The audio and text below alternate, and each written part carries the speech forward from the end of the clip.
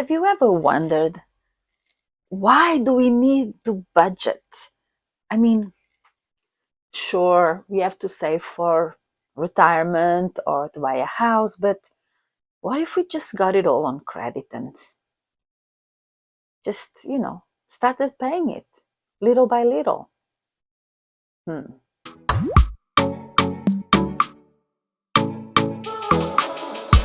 Hi, I'm Sara. I'm a money mindset coach, and I do this video so that I can tell you that no matter what age you are, if you're 40, 50, 20, 60, it's never too late to start. And it's always a good thing. I hope you feel inspired by the end of this video and that you start taking steps. It doesn't matter if they're small or big, but just steps towards reaching that goal. So we've been talking about mindset because at the end of the day, if we don't understand why we need to change our habits, or if we don't understand why we spend the way we do or why we save the way you do, it's much harder for us to create a plan and to stick to it. Even if it's not a very restrictive plan, we end up not sticking to it. And that's what brings me to this video today. Okay, so let's say you have some $50 extra this month. What is your natural thing to do with it? For me, it would be to spend it straight away on something that I probably don't need and I might just want it because. But that's just me. I'm a spender at heart. Saving and sticking to a budget doesn't come naturally to me. Maybe you're different. Maybe you think of saving it first, or giving it, or not even think much about it. You don't even realize you have $50 coming in extra because you just don't track your money. You don't know. You have an idea of how much is coming in, you have an idea of how much is going out, but you don't really know. You're just going with the flow. Let it seem like nothing, but if you are trying to create some habits, some personal finance habits, or to create some habits with your money, those $50 could be applied to a credit card you want to pay down.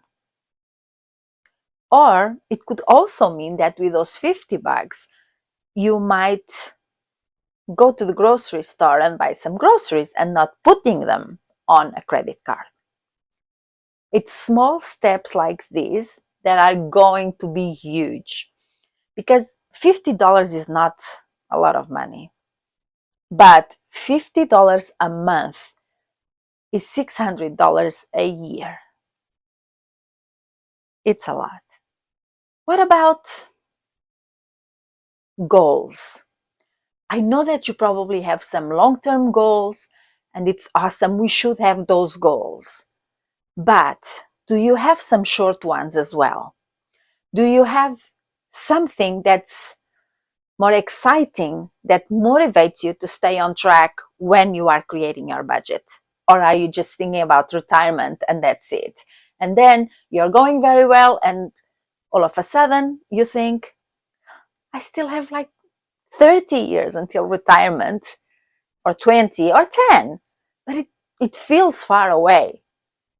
And you think, well, can't I enjoy life until then? And that's where I want you to think that small goals, a sinking fund for even the smallest of vacations, even just for a weekend, for a great meal at a restaurant, for something for you to enjoy and not feel restricted. That's very, very important, because big goals are very important, but the delayed gratification is so far that we can't see it. And that can really take a toll on us, and we might not feel motivated after a while and just give up. So instead of doing that, how about creating some small goals and rewarding yourself, and just so that you know that you are making an effort somewhere, but here you are also getting reward for all that you're doing. Next, accountability. Yes, accountability is very, very big. There's nothing wrong with creating goals, whatever they are for you. They have to be meaningful for you, right? That's just a given. That's what we've been talking about, and that's what we talk about here. It's called personal finance for a reason, because it's personal. It's for you. It has to mean something to you. It has to come from you, okay? So you alone know how much you need to be restricted or not, okay? Because we're always going about budgeting and creating systems and stuff, because we start from a point of we're spenders, we need to save. But there are some extreme savers out there. Marriages end because one of the people in the marriage is a saver and does not understand that they need to go out and have dinner at a restaurant sometimes, that it's okay. So there's also that. So it's called, again, personal for a reason, because it's personal. It's up to us to create that budget, that plan for the finances and for the money that is going to work for us, our lifestyle, what we want it to look like. And that's where accountability comes in. You can have accountability from a lot of places or things. It can be having a very clear goal and just reminding yourself of it every week, every month will keep you on track, and you can track the progress you are making. Give yourself, when we are talking about a long-term goal, give yourself small steps to achieve. For example, you want to save $10,000 in a year, and you've decided that every month you're going to save 1,000. But minimum of minimum, you are going to be saving 600, and you'll have to work it out to have 10,000 at the end of the year, okay? So you can track that progress, and if it's for something that you really want, you are motivated, you're tracking your progress, and you can adjust as you go. And that's one form of accountability. Another one is with a partner. If you are in a committed relationship, if you live with a partner, a husband, a wife, you can be accountable to one another. And you can talk things through, you can motivate each other, and that's very, very important. Do not let accountability out of this equation, because it might just change the whole process of getting out of debt. So next is about not taking in account the progress you are making. Okay, so those $10,000 you want to save this year, awesome, you are on track. Guess what? Life happens. And there's a couple of months that you cannot save 600, let alone 1,000, and the only thing you can save is $50. That's awesome. Don't discard that. Just because you can't save 600 and you can save 200 and you think I'll never make it to 10,000, you just give up. Don't. Keep at it. Be proud of yourself, because up until now, chances are you weren't even thinking about saving anything, let alone $10,000. Okay?